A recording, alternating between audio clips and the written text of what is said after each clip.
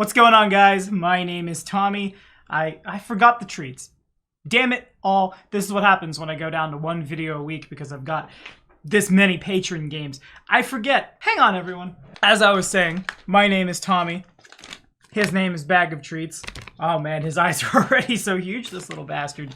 You know his name. Alright, Achilles, if you want a treat, you gotta say hi to people. Whoop. His name is Achilles. Over here, buddy. His name is Achilles. Wow, he doesn't even really want to treat that bit. Oh, there he goes. There he goes. Hold. Ow. That's what happens when you teach your cat to slap for treats. His name is Achilles.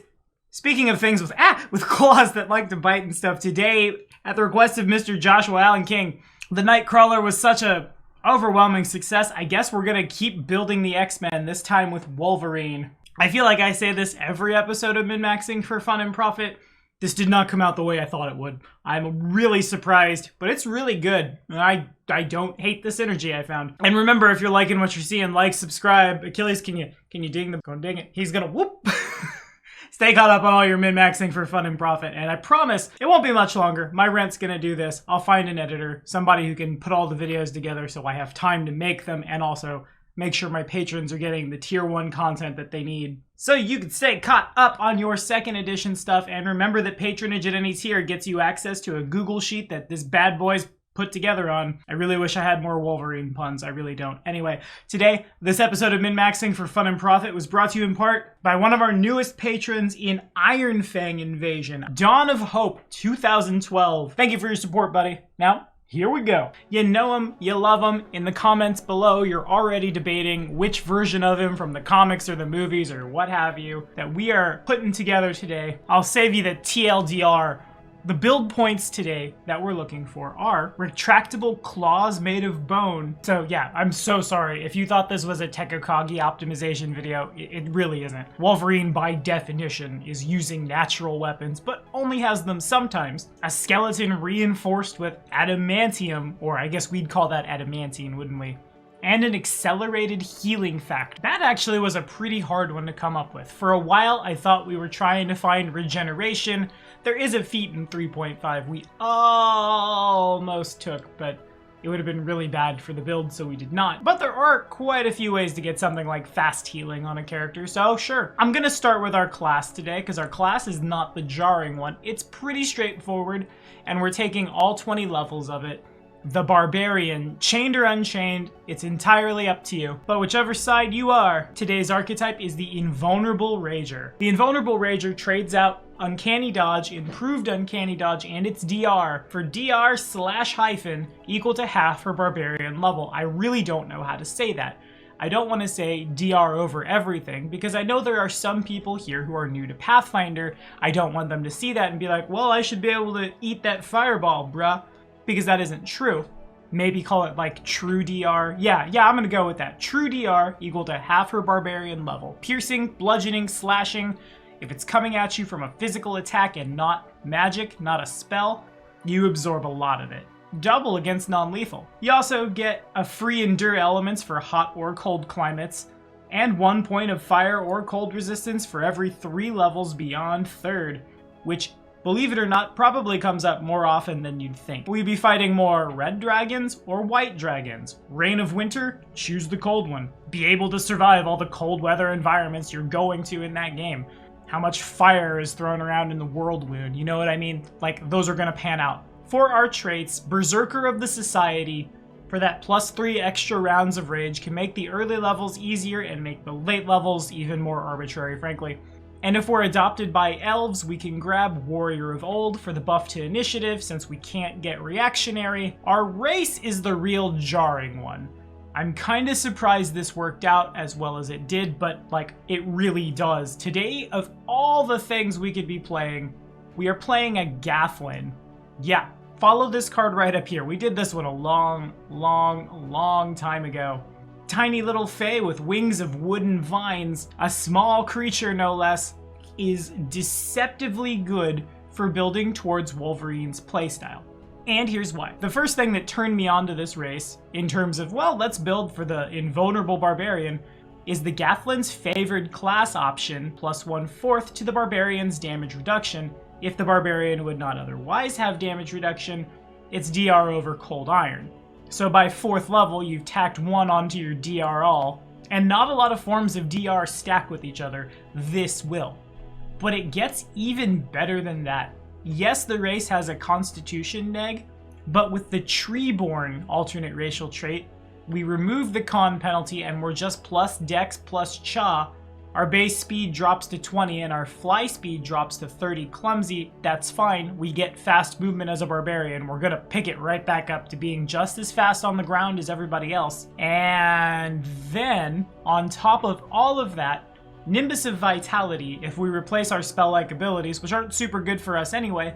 As a standard action, once per day, you can surround yourself in an aura that affects you as Fairy Fire, but grants fast healing 2 for 3 rounds plus 1 additional round per 2 character levels, or healing factor. Now, Archives of Nethys will, generally speaking, put the things together that replace a common thing in a race, so you know what you can and can't take. So even though we've already nuked our fly speed a little bit, even better, if we take Arboreal Vitality, our fly speed is reduced to 20 with poor maneuverability. Or if your GM will allow you to take those together, 20 in clumsy maneuverability. In return, you get fast healing 2 for 1 round whenever you are adjacent to a living tree larger than you. A living tree bigger than size category small. You can heal up to 2 hit points per level per day with this ability. In a lot of games, I think you're going to be able to stop by a tree. That shouldn't be that hard to do. Even if you're like in the Underdark for most of your campaign, by mid-level play, it shouldn't be that hard for the full caster or even you to find a way to be hauling around a potted plant that's size category medium. You're certainly going to have the strength score for it. Yes, the Gathlin is a small creature, and on paper, that can seem kind of bad for the Barbarian, but we got a couple feats to help offset it later. But remember that because we are small, we have a +1 on attack rolls for our size, a +1 size bonus on attack rolls, and a +1 size bonus to our AC, and the race gets a +1 natural armor. It literally just buys off the penalty from raging in-house. It's pretty darn good. Now, to the feats.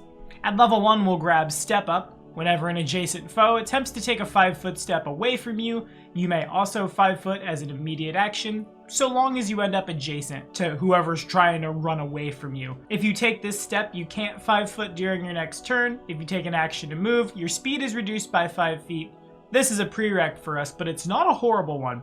How many times in your life has the spellcaster wanted to take a 5-foot step away from the giant anger ball and then cast a spell at it?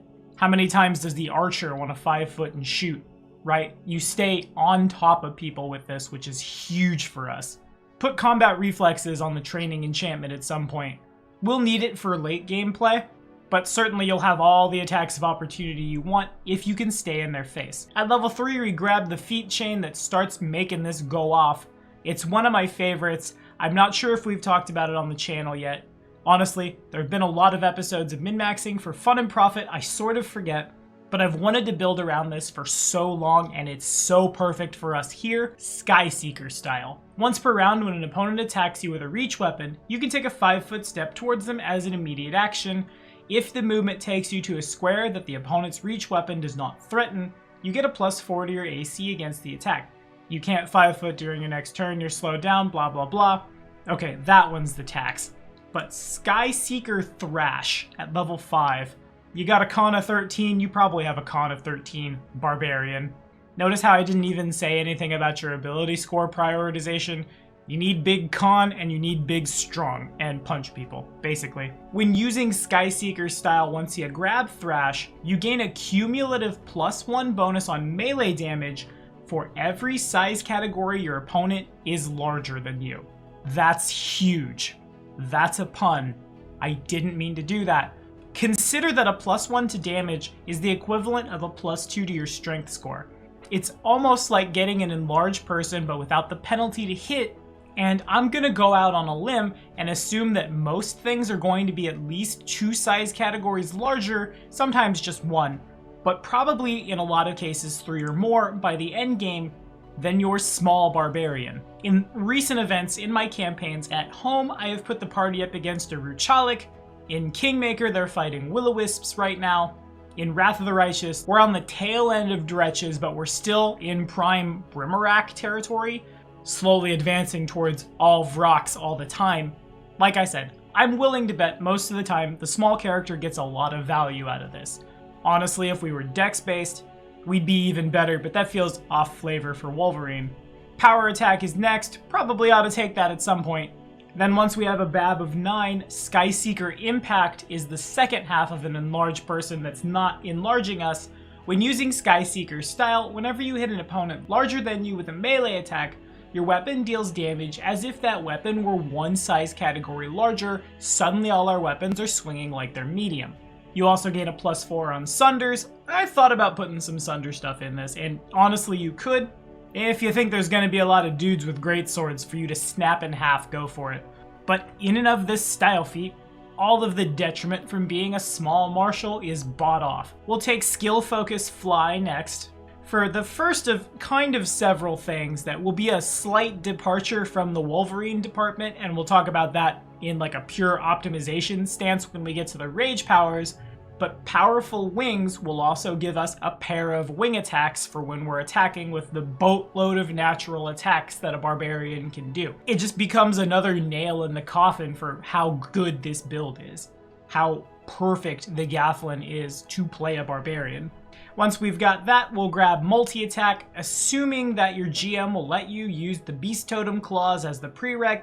GMs just let it happen, let fetch happen. Since we're going to have a slew of secondary attacks, swinging those secondary attacks at -2, not -5, seems real good.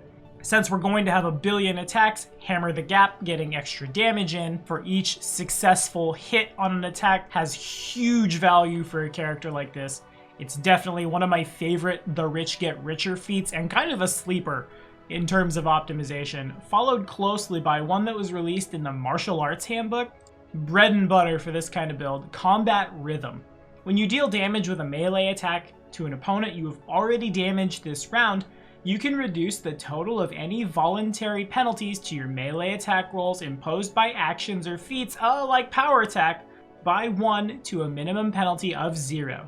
This reduction in penalties lasts until the beginning of your next turn and stacks with itself, allowing you to, over time, buy off the -6 from Power Attack. Now let's hit these rage powers real fast. I think people probably saw this one coming from jump when I said natural attacks sometimes, and there's no better way to do that than Beast Totem. The lesser variant says, while raging, the Barbarian gets 2 claw attacks. These attacks are considered primary and are made at the Barbarian's full BAB. They deal 1d6 points of slashing, 1d4 if small, so we're starting out 2d4 at level 2, or falchions, but eventually we'll go to that 1d6 by the time we get through Skyseeker style. We'll grab Superstition next, because we can't get full Beast Totem until 6, because Superstition is actually quite good. Full Beast Totem says, while raging, the Barbarian gains a +1 natural armor bonus. The bonus increases by +1 for every 4 levels the Barbarian has attained, so that's 2, so that's +1 on our already existing natural armor. Then we'll grab Increased DR, which you can grab multiple times to make our DR continue to reach for the sky. Next up, the kind of cherry on the cake of this thing, Greater Beast Totem. While raging, the Barbarian gains the Pounce special ability. While raging, the Barbarian can full attack at the end of a charge. In addition, our claw damage goes to, now for us, 1d8 with Skyseeker stuff online. And the claws are tripling on a critical hit, because why not? And that's like 30% of our power right there. By the time Greater Beast Totem is online, we just have 2 claws, but we're not far from Powerful Wings. 4 attacks at the end of a charge is pretty sweet, and we're gonna have more. At level 12, grab Come and Get Me, because it's really, really good, because I bet a lot of people are going to attack you. This is why Combat Reflexes goes on the training enchantment and have like an okay dex, so you can punch people in the face if they want to punch you in the face. Then it's Increased DR 2 more times, followed by very, very late to the party. Maybe take extra rage power once you find room for some of your other feats on the training enchantment. Animal Fury. While raging, the Barbarian gains a bite attack. If used as part of a full attack, it's made at full BAB -5. That sounds like secondary. That sounds like -2. If it hits, it does a d4, assuming you're medium, and we essentially are, plus half of our strength, which is still an egregiously high number. I think we'll live. It also buffs your ability to grapple. It is what it is. Then Boar's charge last. While raging, when you hit with the Gore Attack as part of a charge, you automatically score a critical hit. You have to confirm as normal, but wait, we don't have a Gore Attack. When did we get that? Well, let's slide on over to our key magic items, shall we? We get that Gore Attack with Great Helm of the Mammoth Lord. And you knew you were going to see mammoth flavored stuff on me. Once per day, this lets you beast shape into a mastodon, which is a video unto itself. We're mostly here for the fact that donning this bad boy gives us a 1d8 for medium wearer Gore Attack. It also protects you from cold environments as per Endure Elements, so if you grabbed fire resistance, you've kind of doubled down here. 1d8 plus all your strength, crit, yeah, super good. We round out the natural attack suite with the Tentacle Cloak, combine that with your Cloak of Resistance for a couple of d6 tentacle slams for a grand total of 2 claws, 1 bite, 1 gore, 2 wings, 2 tentacles, 8 attacks in a full attack action. Yeah, we've gone a little far from Logan at this point, but it's okay. You can ignore these if you wanted to play Wolverine. We've built the natural attack Barbarian. We gotta optimize it.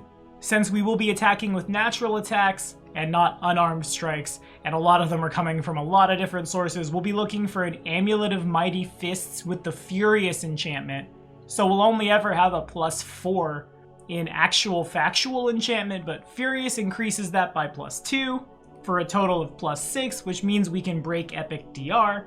So I think we'll be just fine, frankly. Then lastly, I won't say this invalidates all of the fast healing stuff we could get, because it's still going to be a lot of time before this would tick you to full, especially at high level play. Really, most of the healing factor stuff, as it applies to Pathfinder, is to just make your Alchemist, Druid, Cleric, Oracle, or your own Potions of Cure Light Wounds a little less stressed. The Ring of Regeneration.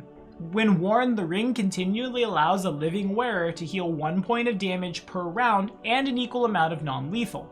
In addition, the wearer is immune to bleed. If the wearer loses a limb, an organ, or any other body part while wearing this ring, the ring regenerates it as the spell Regenerate. In either case, only damage taken while wearing this ring is regenerated. I think you pick up one of these in Patax in the Kingmaker CRPG, and I think I put it on Jaethal. Oops, that isn't supposed to work that way. But wrap all that up together, and the giant angry ball of furious claw death that is Wolverine is here in Pathfinder. Damage math, here we go. First, I'll do our total DR. At the end of the day, we end up with DR 18 over everything. Fast healing 2 for 20 rounds when next to a small or bigger tree. Again, there's gonna come a point where you can just carry the tree around with you if you really need to. Have the druid create water and something photosynthesis. I don't know how plants work. As well as fast healing 2 for 11 rounds as a standard action once per day, and 1 hit point per round with the ring. To illustrate how good that DR is, let's look at the Oliphant of Jandalay, who doesn't have any special abilities that let him break DR. That's kind of shocking to me, I'm not gonna lie. This thing's coming at you with a bite, 4 gores, 2 slams, and a trunk. This thing's coming at us for 7 attacks that average out for 269 damage. We're resisting 126 of it, so on average, we're resisting just under 50% of one of the strongest things in the multiverse coming at us, which keeps us in the fight longer. Obviously, super good. Our own fast healing helps keep us back together. Here's hoping the Oliphant didn't trample our bush. But again, resisting damage means that you can kind of sort of out-heal damage in Pathfinder. At least it makes it easier to do, especially in high-level play where someone can just heal you back to the top. Anyway, at the end of the day, a base strength of 18, which we can magic and enhance and rage up to 40, a +6 Furious AOMF, -6 from power attack. Pretty straightforward here. Our primary attacks will be coming down for 35. Our secondaries will be coming down at 33. Most of our attacks are primary as well. Our gore, 2 tentacles, and 2 bites are primary, swinging in for 2d8 or 2d6 plus 17 all told when you're looking at 2 claw attacks or 2 tentacle attacks or a gore that automatically crit plus 66. Oops. then a bite for 1d4 plus 18, and wing buffets as well, 2d4 plus 36. Tack 28 damage on from Hammer the Gap, plus 1 for every size category bigger. Let's assume everything connects, only the Gore crits, and is our very first attack in the routine. And we, a small creature, are fighting a colossal creature. The average of 4d8 is 18, the average of 2d6 is 7, the average of 3d4 is 8, plus from Hammer the Gap, Skyseeker, Thrash, and raw power attacking strength damage. A casual 325 means that we're looking at 358 damage on average. This is assuming that someone doesn't set up a ×3 critical with Butterfly Sting for our natural attacks. And if you have this in your party, yeah, by all means, probably do that in the optimized party, and follow this card right up here to learn more about that. This is definitely a giant switch hitter. Usually your Barbarians are the Punishers, but we lack the big threat range that you like to have for that. This is a little more point them at a target, fire the cruise missile, fastball special. Oops, you died, but what do y'all think? Are we playing this? Are we rolling it up? Are there any other X-Men or like other characters from other fandoms you would like to see me convert over into Pathfinder? Cause I kinda enjoy it, not gonna lie. Anyway, next week on Min-Maxing for Fun and Profit, we're shaking it up even more by patron request. What magic items, spells, things of that nature can we get up to destroy planets? See you then.